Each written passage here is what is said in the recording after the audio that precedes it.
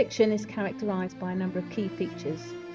These include a strong desire to participate in a particular behaviour, an impaired capacity to control the behaviour, some discomfort or distress when the behaviour is prevented temporarily or permanently from occurring, and the reoccurrence of behaviour despite evidence that the behaviour is causing physical or psychological harm to the individual. For the purpose of this video, we will focus on addiction to computers and technology. There are 5 types of internet addiction. Cybersex addiction, where users are constantly looking for pornographic sites or engaging in self-gratification with others in online chat rooms. Cyber relationship addiction, where users are regularly accessing and engaging in online dating sites regardless of whether they are in a relationship in reality, and often meeting people they have met online with no intention of taking it any further. Net compulsions, where they are just drifting from website to website with no particular direction, yet still unable to turn their computer off. Information overload, this can occur when people become too dependent on accessing advice from other sources and are no longer able to make their own decisions. Computer addiction, a mental illness which causes the excessive use of computers to the extent that it interferes with daily life. Many symptoms of computer addiction are lack of social interaction, using the computer for pleasure, gratification or relief from stress, feeling irritable and out of control. William Shakespeare wrote in The Two Gentlemen of Verona, "Use doth breed a habit," and this is so very true.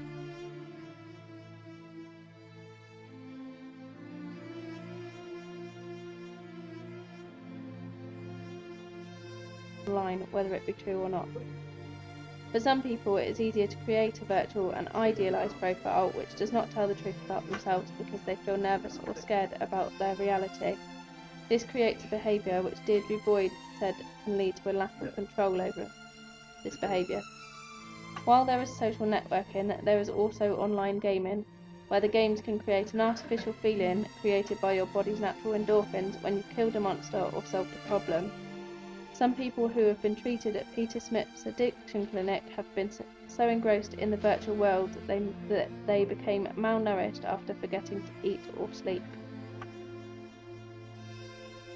Some people find it easier to cope with virtual world games and situations in which they can provide their character with their own behaviour. For some people playing with these virtual games, they can help them to understand their problems, which they may experience, or to avoid them completely and spend more time online. For many individuals, the internet is part of everyday life, where conversations are constantly being interrupted because mobile technology is always within reach. Children use the technology earlier on in life because it is so easily accessible, and the addictive behaviour can be learnt as they increase the usage. Many parents encourage children to use games, some of which are purposely made to produce.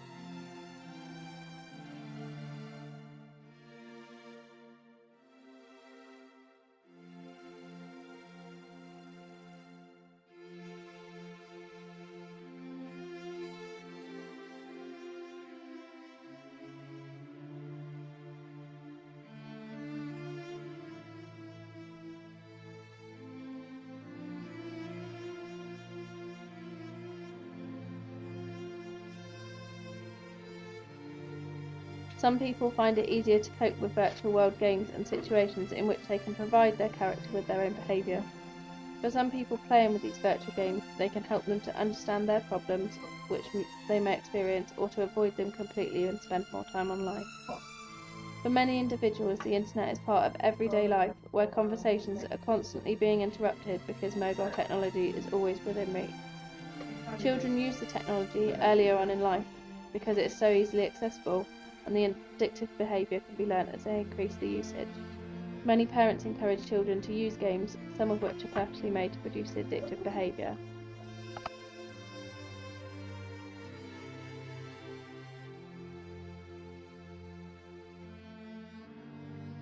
The gaming industry in Britain is worth £3 billion, and we are acknowledged to have some of the best game designers in the world. Gaming has shed its nerdy image and is now recognised as an essential part of youth culture. We are seeing a new interest aroused in children playing these video games. This is due to children having a strong interest in being the first on the block to master the newest video and computer games and other types of digital technology are harmless to many people. These technologies just offer convenience or a way to have fun with their friends or family members. But unfortunately, these technologies also carry the potential for the user. It started with Grand Theft Auto 4, moved on to, I think it was Call of Duty 4, which was the new one at the time. Call of Duty is the best-selling game in Britain. It allows players to fight battles against each other over the internet. I wouldn't move from my bed because my controller would be on my side table. I'd turn it on, play, then realise it's about 3 o'clock in the afternoon. It could be up to a full 12 hours or more, or overnight. When did you first notice that you had a problem?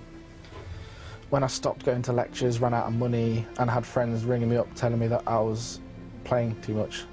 I realised that he was addicted before he did. He would eat, sleep and play games, and sort of generally being a social person just all went out the window, and gaming just became his occupation, I suppose you could say. Like, this is what he did. Why? Why do you think you were addicted to this game, and what do you mean by addicted? I couldn't physically pull myself away from the console. I could go 2 or 3 days without sleep just because I was playing a game, and that, to me, sounds like an addiction. His habit cost him dearly. He's been thrown out of university and left thousands of pounds in debt, partly from buying games. These addicted users or players often possess compulsive behaviours in their use of video games. They cut off connections with the real world and fall into a world of imagination and fantasy.